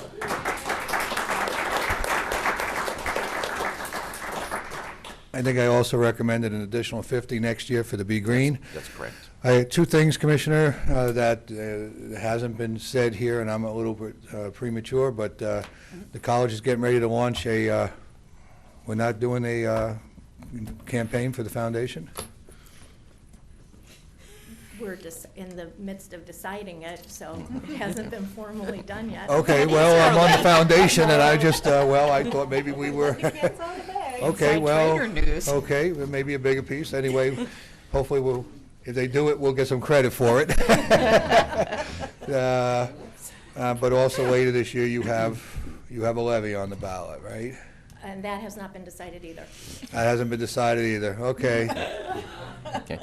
Well, I know that these scholarships are obviously, we're going to be able to reach more students, and I think we would be able to reach upwards of maybe 4 students by doing the additional funding under the Health and Safety Scholarship, and I think 2 students under the B. Green Scholarship. Well, I'll give you the numbers. They were provided there. I think you reach at least was it 4 at the 150,000 level, Right. And then at the 100,000 level, I thought there was 2 plus an additional stipend of That's about correct. 1,000. Right. And of course, that would be a corpus, and then you would generate interest on that. Yeah. Sure. So that there would be additional opportunity going forward. Next year, you would add the 50,000. You would level out both scholarships. And I would hope that in the future, we would continue to service those scholarships Sure. to have a greater impact in the community for the folks that need, again, I always like to say a hand up, not a handout. And those scholarships will remain with Lorain County residents.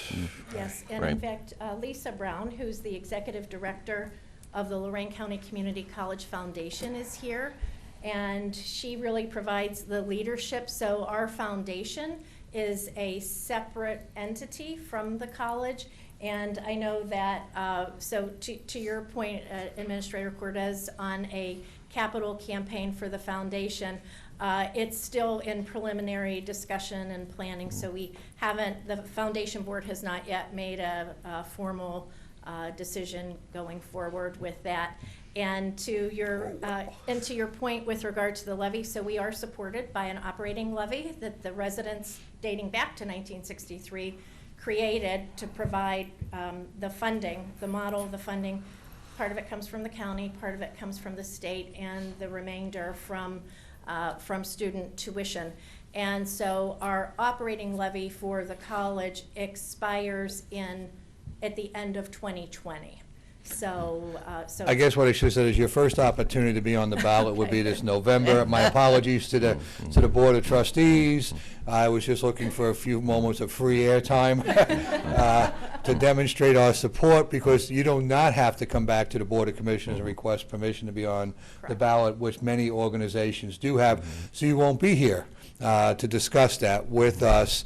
As a freestanding political subdivision, you have your own taxing authority, so I thought I would take this opportunity for a little free press for you, just in case you're on in November, to get you the opportunity to demonstrate how important those additional local dollars are to the success of the students in Lorain County. It's a small investment and a large return. Yeah, those Thank local. you. I just wanted to clarify. Yeah, those local dollars are very critical. In the state of Ohio, they base so many things on the graduation. And as we all know, and as I pointed out earlier, when you're a community college student and you're retraining or working your way through school or trying to help mom and dad pay the bills, it's kind of hard to get through sometimes in a real short window of time, and that Exactly. little hiccup on the family front kind of can cause you to even jump off track for a while or whatever. Exactly.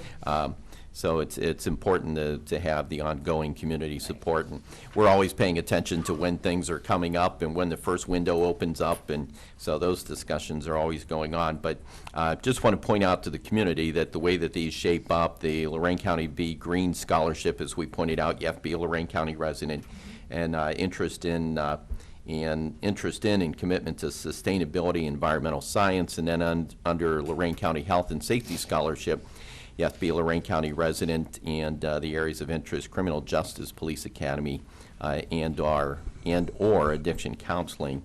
So Commissioner, can I add one thing? Because you know how we're kind of subject to a lot of criticism when we do great things. The commissioners do not pick who gets these scholarships. No, we don't. I got to add that right now. You would think that it was a no-brainer. They don't, but somebody's going to go out there and say that you're giving scholarships away to people, your friends, your neighbors, and could you? I don't know. There's a process. There's a process, yeah. So scholarships are a form of financial assistance, and so we have very defined regulations and compliance. In fact, Trustee Sherman sits on the foundation board and chairs the compliance committee. So we've got so many boxes we have to check in terms of both through our foundation as well as our financial aid office. So the donors or those who are contributing the funds do not have the opportunity to select who they are. And so that's part of that separation process that's critically important. I'm sorry I had to bring that up, but you know that somebody's going to say that. So thank you very much. But I would like to add, because I really appreciated your presentation around sustainability and water quality, and made myself a note to follow back up with you, because as part of our science programs, we are doing a great deal with the Lake Erie water issues, and have students, some from the early college high school, in fact, that are doing research in that area and are continuing their careers. So I'd love to have that follow-up conversation. And students in that field would qualify for those scholarships. Right. Well, if the board is comfortable with making these additional investments, I'll call them, and investments in our future. So I would make the motion that we invest another $75,000 into the Lorain County Be Green Scholarship, and another $50,000 in the Lorain County Health and Safety Scholarship, with looking at another additional $50,000 for next year for the Lorain County Be Green Scholarship. Those are structured correctly. I'll work with budgeting to get the appropriate paperwork done based upon that resolution. Okay. Great. I'd be happy to second that. Any further discussion? Mr. Lundy. Aye. Ms. Kowski. Aye. Ms. Sueda. Aye. There you go. Congratulations. Thank on that. you. Thank you so much. Yeah. On behalf of our students, we appreciate it. And before you leave the podium, we have a proclamation for you, which was where we began the program. So, and that requires a picture too. So that require a picture, but I would just like to say to you, Dr. Ballinger, and the board, and the whole community, that this proclamation is proclaiming April as Lorain County Community College Month throughout Lorain County.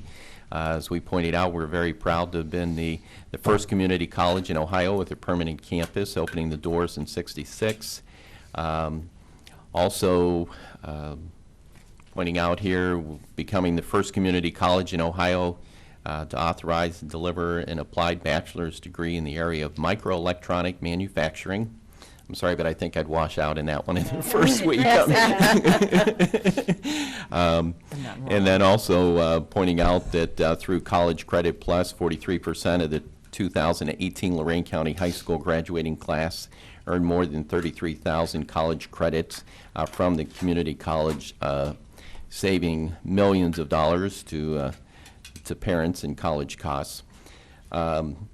We want to say that LCC enhances the quality of life for all in our community by delivering a variety of programs and services, including those for seniors and for the youth in our community. And now, therefore, we, the Lorain County Board of Commissioners, do hereby recognize Lorain County Community College and declare the month of April as Lorain County Community College Month in honor of the sizable contributions made toward the community and for the higher educational needs of Lorain County. It's signed by all three of the commissioners. We'd like to come down and present this to you, Dr. Ballinger.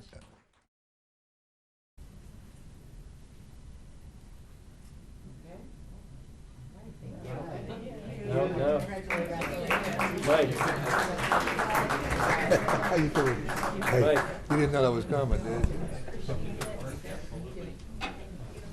I was just going to ask, who was the guy in the picture looking back? Well, now you know why I don't sit next to Mike at the foundation meeting, because all we do is talk, get in trouble. Hi, Mike. How you doing?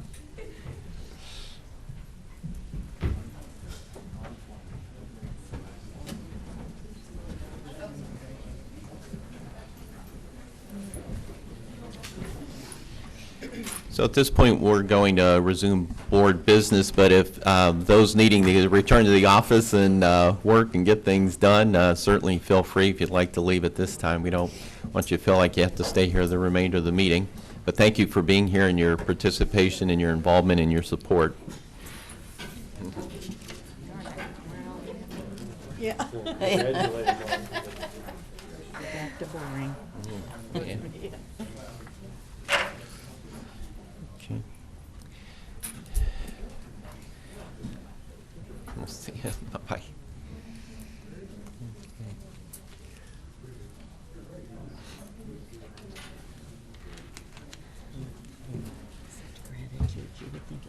She was taking the money home. Oh, yeah, it's Such great. gratitude. Yeah. You know? Yeah. Okay. Bye. Have a good day, everyone. Madam Clerk, we'll return to business. Under Resolutions, number 1, investments. So move. Second. Discussion. Mr. Lundy. Aye. Ms. Kowski. Aye. Ms. Sueda. Aye. Appropriations. So move. Second. Discussion. Mr. Lundy. Aye. Ms. Kowski. Aye. Ms. Sueda. Aye. Transfers. So move. Second. Discussion. Mr. Lundy. Aye. Ms. Kowski. Aye. Ms. Sueda. Aye. Advances and repayments. So move. Second. Discussion. Mr. Lundy. Aye. Ms. Kowski. Aye. Ms. Sueda. Aye. Requisitions. So move. Second. Discussion. Mr. Lundy. Aye. Ms. Kowski. Aye. Ms. Sueda. Aye. Travel. So move. Second. Discussion. Mr. Lundy. Aye. Ms. Kowski. Aye. Ms. Sueda. Aye. Bills. So move. Second. Discussion. Mr. Lundy. Aye. Ms. Kowski. Aye. Ms. Sueda. Aye. Authorize various personnel actions as indicated on the summary sheet for employees within jurisdiction of Lorraine County Commissioners. Oh, he's been so quiet today, Administrator Jim Cordes. I'm a horse. You're a horse, I was going to say. We've had lots of discussion already. We have, but you know, it's always exciting Oh, it when we is. have a lot of folks here with energy and even though it's a little longer than we anticipate. I do have actually a great deal of personal issues today. We need to go over the labor contracts that we put off last week because I had to leave for a medical appointment. I have some issues with the children services contract we need to discuss. Also, the completed contract with the Clerk of Courts and the United Steelworkers of America contract. It's pretty much patented, so I don't see any difficulty with it, but we need to go over it, and we'll probably reemerge and vote on that contract, or we'll put it on the summary sheet. Also, potential hires I want to discuss in the crime lab, job and family services, solid waste, some board appointments in planning, and potential hire in the budget department. So all of those, I'm trying to figure out, yeah, we're still working on that real estate. So all of those topics are allowable under the Sunshine Act for executive session discussions. So I'd ask at the conclusion of our regular board meeting today, we go into executive sessions and we discuss those matters that I've identified. Thank you. Approve and waive the reading of the minutes of March 27th. So move. Second. Discussion. Mr. Lundy. Aye. Ms. Kowski. Aye. Ms. Sueda. Aye. Enter into a mutual aid assistance agreement with City of Valeria for fire arson investigation services in accordance with the Ohio Revised Code 3737.24. So move. Second. Discussion. Chief, did you have anything, or you just here for questions? Okay, You is got it- to a nice long meeting to Yeah. to sit through, right? Yeah, that was trial by fire, wasn't it? Were there any thoughts you wanted to share with us, or anything you want to educate the community on in as it relates to mutual aid, and unfortunately, we had to see a big mutual aid initiative in Grafton the other day, and it's so sad for what happened there. Yes, I just wanted to thank the commission. The city of Elyria has not really been involved in all aspects of mutual aid. For those in the community that aren't familiar, the mutual aid aspects allows each of the county jurisdictions to utilize their resources as best as possible in their own communities, but also be a resource for other communities when the need arises, and those are during emergencies. As Commissioner Lundy pointed out, unfortunately this week, Grafton did have a very large fire and did require mutual aid from the fire side, and that also did include the Lorain County investigators and the state fire marshal coming up from Columbus. And so, as the new chief, I wanted to get us back on board and be involved with the community and the county in all areas of mutual aid. So we have requested to be brought back into mutual aid.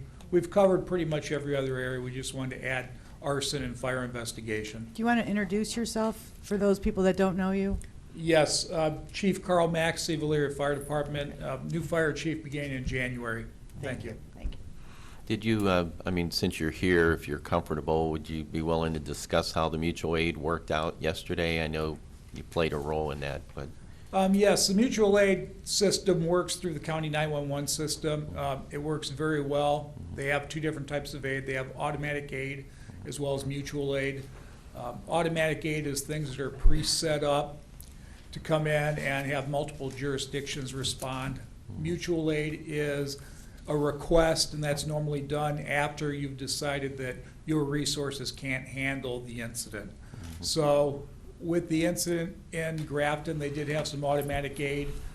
They did require additional aerials because of the size of the buildings and everything. So I do know our aerial responded as well as the city of Amherst. So mutual aid means that we come over, we take our equipment, we take our personnel.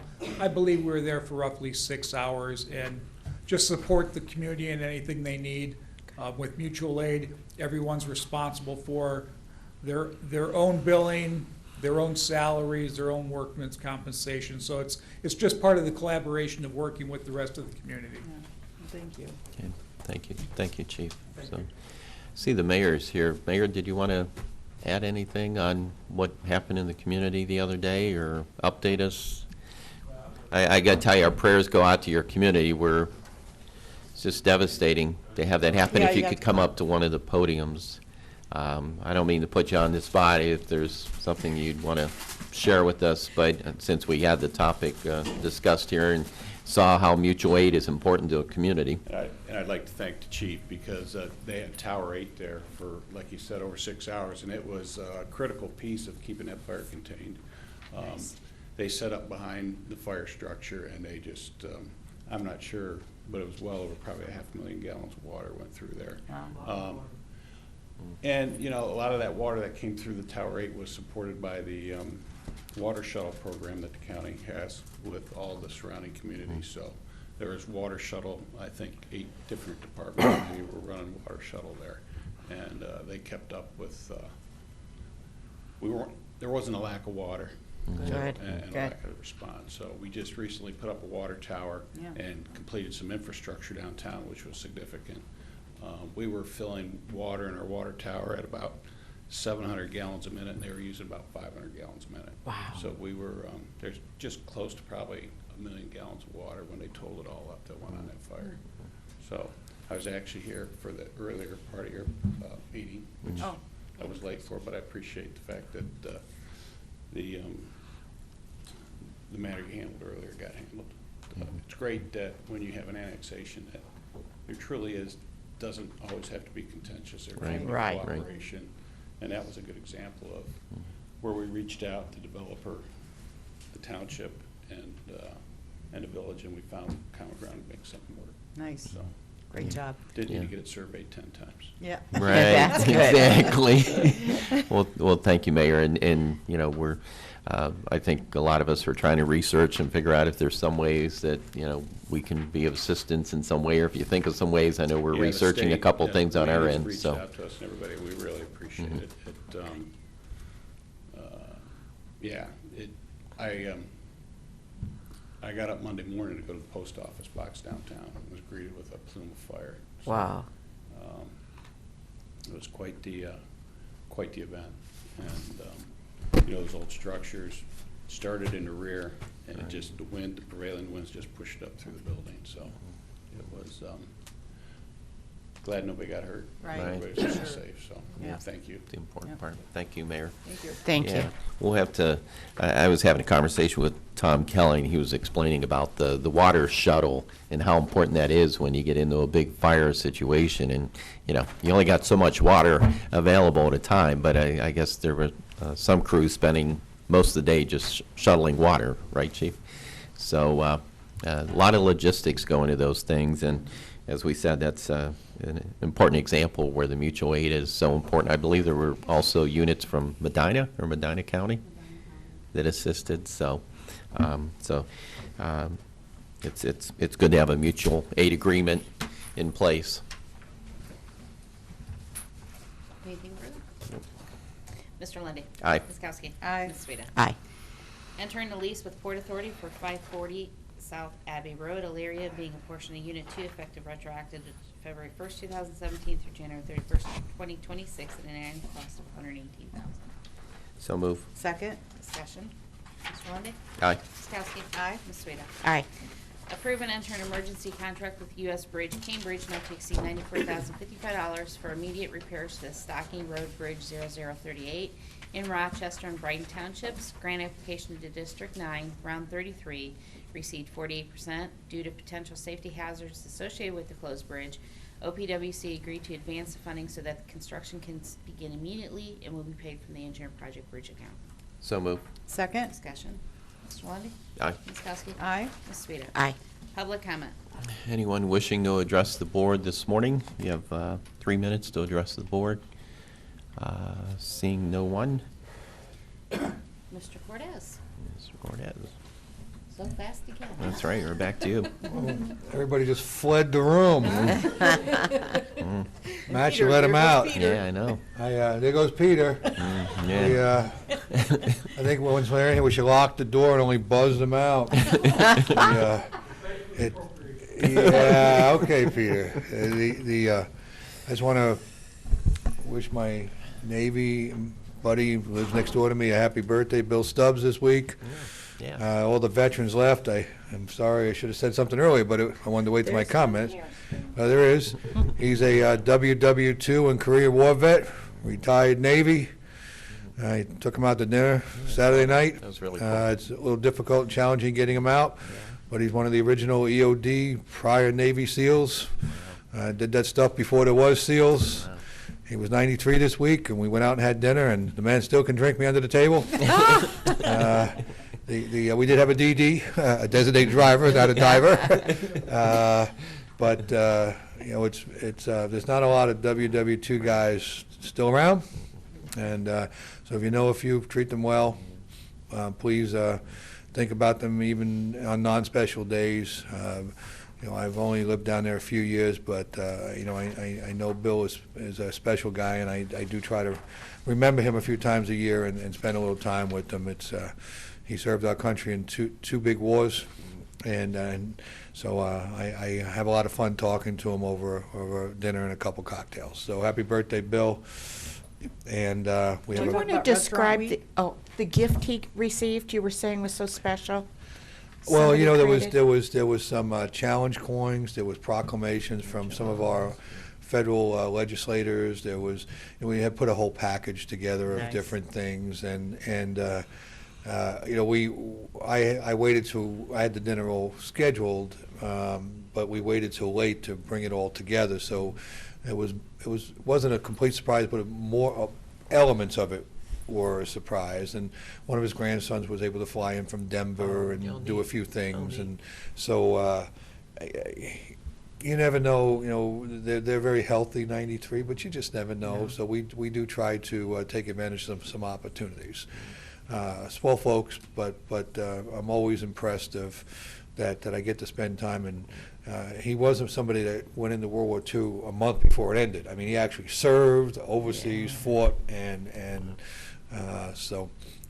but I feel honored to be able to do those kind of things. So I'll end my report because I know we've had a long morning and we do have a long afternoon yet. Thank you. Oh, wait a minute. I can't end my report. Karen Davis will stomp on me. We have some stuff we need to do for Golden Acres. If I haven't lost it in all my dribble. Commissioners, we really need to get the roof underway on Golden Acres. I have some stuff I'll pass here. It has to do with the roof, some duct working. I don't have the. Here's the bids. You have it? Okay, you have the same thing I do. Okay, great. Well, it's Teresa's. She just let me look at it. Oh. So. We need it back. Do you need to borrow it? Well, I can't use my right hand because Give Ms. me Ballinger this. switched the presentation so much, I kept pushing the button over here. I didn't know it was going to have to work so much. It's like, okay. Anyway, it's time to get these bids out there and get this awarded, get the work done. I know we've been struggling with Recovery One. There's been a lot of requirement changes at the state. It seems like every other week, there's new requirements that changes the ability to use the facility towards Recovery One. So while we're trying to navigate through all of those things at the state level, the roof goes unrepaired. And it needed to be repaired, replaced 5 years ago. We did repairs to it. We did repairs on the repairs 3 years ago. It started leaking again this year. We've tried to keep it watertight, but regardless of whether Recovery One goes there, which I'm going to be honest with you, I'm having some struggles with the new state requirements and the things that they're challenging us to meet. And it's not just us; it's everybody. I think they're trying real hard to elevate this, but in that challenge to elevate, they're tasking facilities to a level that's making it very difficult. Yes, and you could speak to that after, I'm sure. The roof still needs to be replaced. So regardless, we're going to put a roof on that building. So I think we need to award the bids for the roof. The HVAC at that facility, the units are on the roof there. They're older. Now, the ductwork runs off of those on the roof because you can't put it inside the building, given the age of the building, the type of construction. All the ductwork runs across the roof. It's insulated ductwork. It's very old.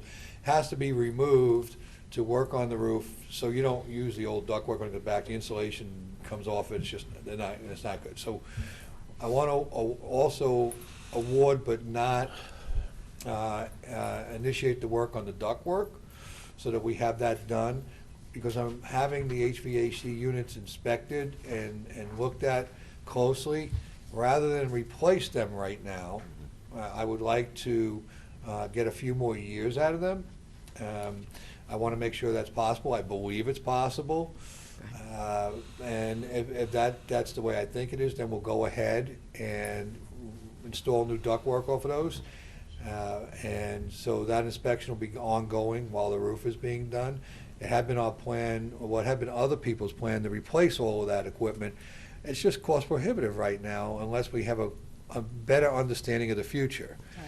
Now, once we get that better understanding, it'll be a little more costly to lift them off later, because we had hoped to lift them off while we were doing the roof work.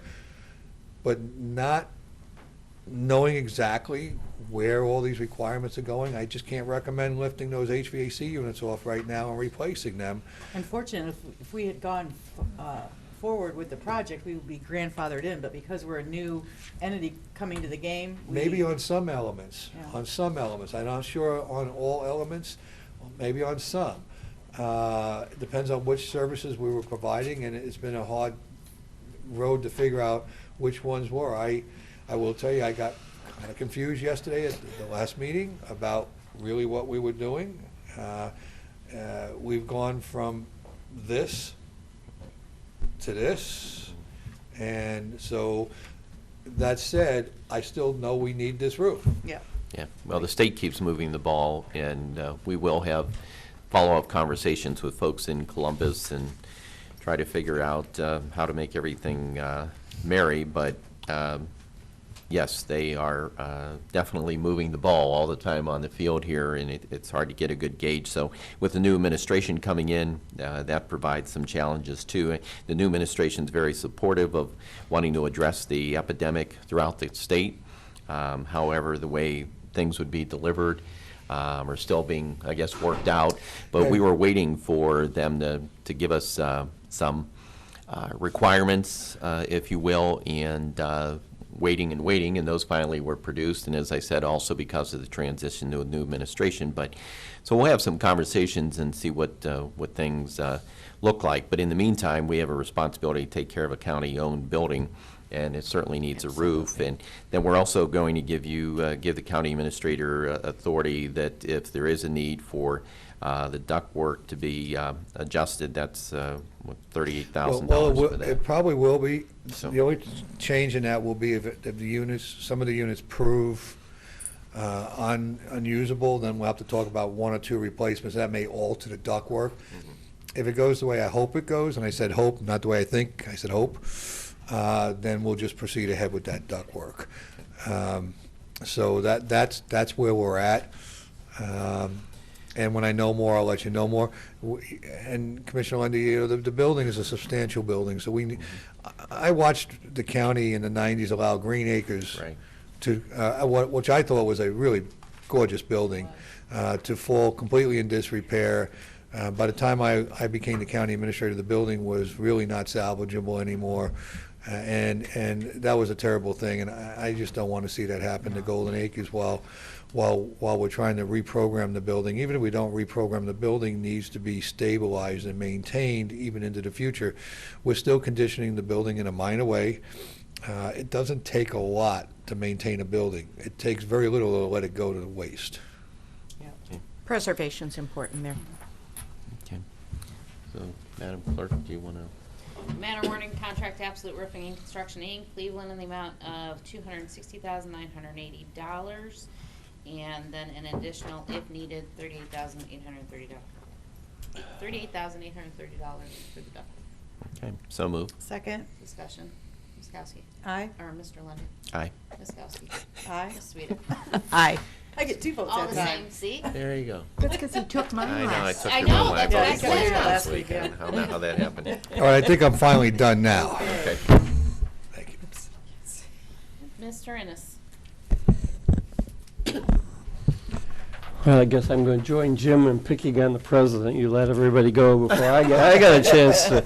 I did want to congratulate Commander Rood and thank our veterans. You know, I think the community college was taping this. I hope a lot of people saw what we witnessed today. Right. You know, we saw from our veterans to 2 of our communities, Carlisle Township and the village of Grafton, to our in-service people at Soil and Water, to our mutual aid and 911, to our students at community college. Yeah, we just saw a great demonstration of what an amazing community we have and the amazing people that make it an amazing community.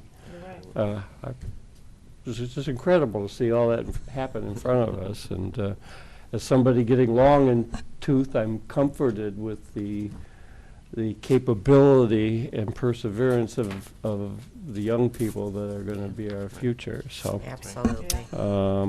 With that said, I do need an executive session for a couple of pending litigation matters. There you go again, getting us in trouble, Counselor. Commissioners report.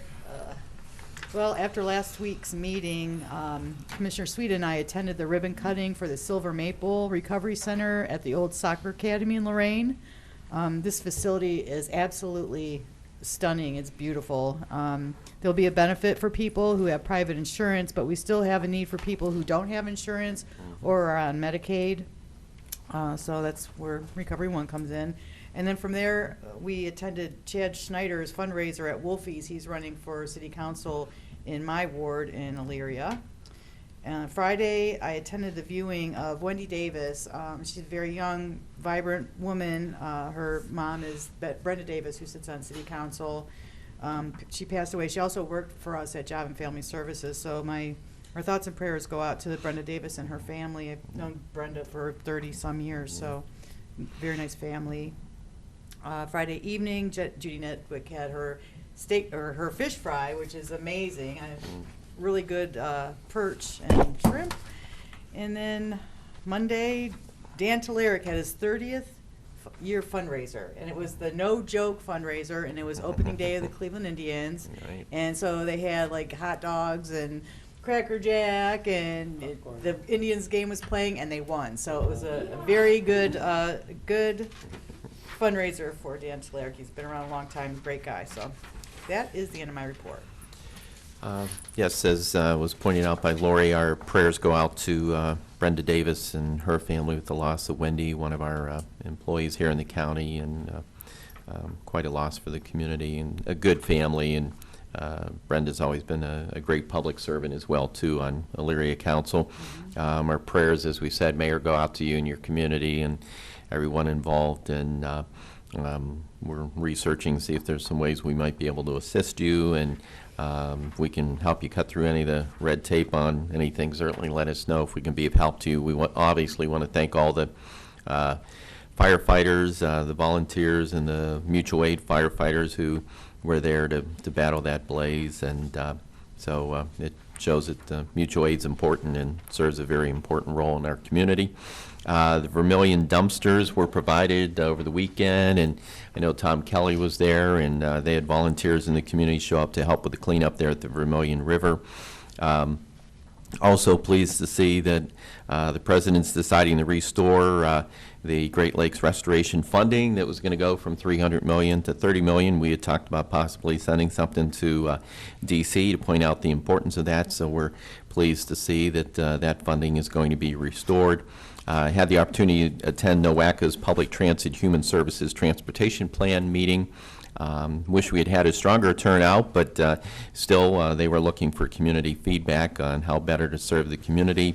As Lori pointed out, excellent fish at Judy Nedwick's event, and I got to tell you, Judy's just an amazing public servant. People love working with her office and working with her, and anytime you need anything in the recorder's office, she's always ready and willing to help out, along with the veteran ID cards now that they're making available, and they're free, and the Good Deeds program. And I was surprised you didn't talk about Rally to the Rescue. I know, Do yeah, you I wanna just mention looked at that? it. I missed it. wanna I mention skipped it? over it, yeah.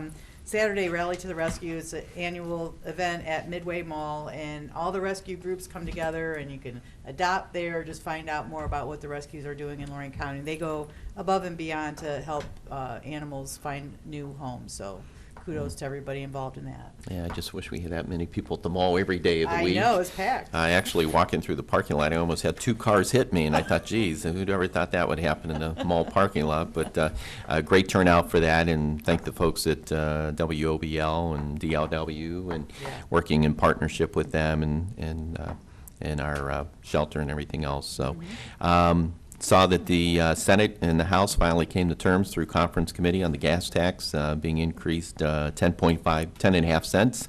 Certainly the infrastructure in the state is very important, the roads and everything. So, and the money can only be used for that. I was upset when I saw a report on the news the other night saying, well, maybe the people in Columbus will use the money for other purposes. And you just can't do that, folks. It's just for the roads and the infrastructure. Also saw another report that said it would take 85 years for the country to finally get up to speed on bringing bridges within compliance across the country. It would take 85 years to do that. Didn't mention what the dollar figure was, but I can only imagine what that would be. And you heard me mention last week about Midview graduate Eric Lauer being the opening day pitcher for the San Diego Padres. We're proud of him, and he actually pitched 6 scoreless innings in that ball game. So he did a good job, and he's on his way, and he's making Lorain County proud. Congratulations to him and his family. Well, I want to ditto the sentiments of Jerry Innes. He's exactly right. When we can see so many good developments happen in just a short period of time, everybody coming together, it kind of plays to what Dr. Ballinger said about having a community vitality, and I think this really represents that vitality that we're all eager to see. We also know that it's been in the face of a lot of the disaster this week, or some of the unfortunate things. I also echo sentiments about what's the fire in Grafton, but it's good to know that our community can draw together, we can work together, and hopefully that'll be a source of strength moving forward. Same for the Brenda Davis family and the loss of Wendy. Her wake on Friday night was a testimony to the life that she must have lived, because it was wall to wall. Yep. It was you could feel the floors kind of moving. So that's heartwarming to see that again in the face of the sadness. This past week I had my first Lorain County Planning Commission meeting. It was not very eventful, but we were there. And I also on Saturday morning had the opportunity to travel down to Wellington and sit in for Mayor Schneider's Coffee with the Mayor meeting. And a lot of good things are happening in Wellington, and I'm surprised we didn't bring it up with our Vietnam vets previously, but they are going to be hosting the Vietnam Traveling Wall July 11th to 15th, and that's the only city in Ohio where they will make a stop. And it's really interesting, if you have time, to research what goes into bringing that traveling wall. They were discussing some of the obstacles, how they will have to have individuals who assemble the wall actually camp out at the wall, because if any rain were to start, or hopefully that's the only weather condition we would face. But if it were to rain, the same individuals have to be able to disassemble, reassemble in exactly the same order as wet? It cannot be wet. Which is interesting. They're talking right now and discussing how they're going to manage the traffic, and hopefully we as the commissioners will have a role to play in how we can participate in that. That will be a huge event for us in the county. And I believe it's Fran Brooks, who's an auxiliary member, who actually initiated the first talks on that and brought it full course. I attended the opioid prevention seminar, Why Prevention Matters, on Friday morning. We had our Recovery 1 planning session, went to the Silver Maple. If anybody thinks that our opioid issues are even diminishing a bit, they're really wrong. We're just rising to that challenge, I think, harder and more forceful, but hopefully people don't get desensitized and overlook what we're being challenged with.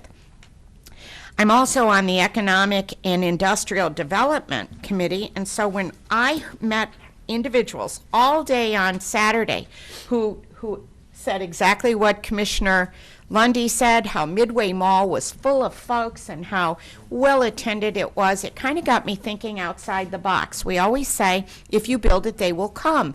Maybe we need to build from the inside out, because we're never going to be the retail mecca of the 70s.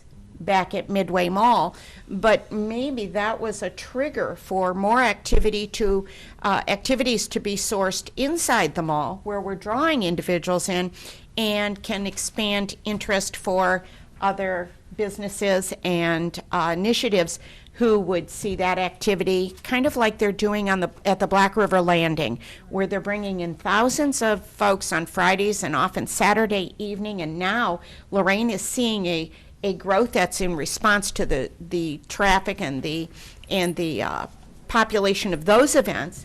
Perhaps Midway Mall can learn from that and maybe rally to the rescue. Will serve a couple purposes for us. Other than that, that concludes my report. I did attend the NOACA transit meeting with Commissioner Lundy, and yes, I agree. I wish we had more folks there. But moving forward, we have a lot of things conflicting right now, so maybe we'll see greater interest or not so much interest as folks who are going to attend those meetings. And that concludes my report. Next Wednesday at 2 o'clock, we'll have our Records Commission meeting. Board correspondence? I would move that the reading be waived. Second? Discussion. Mr. Lundy. Aye. Ms. Kowski. Aye. Ms. Sueda. Aye. Okay, seeing no other business come before the board at this time, we are Going to make the motion to move into executive session based upon the reasons stated by the county administrator and the assistant county prosecutor. I'll second. Mr. Lundy. Aye. Ms. Kowski. Aye. Ms. Sueda. Aye. Is it still Wednesday? Yeah, I think so. Yeah, you're right. This has been a broadcast of the recent Lorain County Commissioners' General Meeting. Unless otherwise announced, meetings are held Wednesday morning at 9:30 at the Administration Building, 226 Middle Avenue, 4th floor, downtown Elyria. These are public meetings, and you are invited to attend. Agendas are posted prior to the meeting at www.loraincounty.us. Click on Departments to see the Commissioners page, then click on View Agenda for a printable copy of the agenda.